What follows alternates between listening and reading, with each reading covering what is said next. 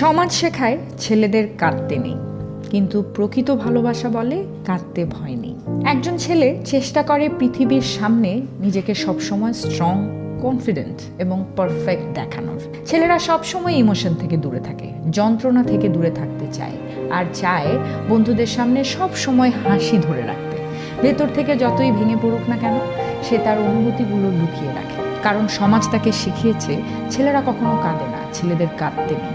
কিন্তু যখন সেই ছেলে তার পার্টনারের সঙ্গে থাকে, তখন সে সব মাস্ক খুলে ফেলে।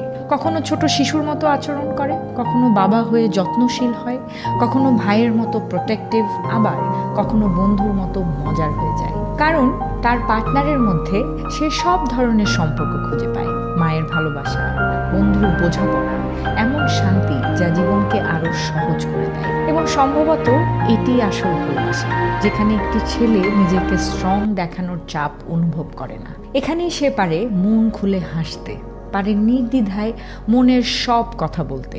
আসলে সত্যি বলতে সে এখানে পারে ঠিক নিজের মতো করে বাঁচতে, যেখানে কেউ তাকে জাজ করে না।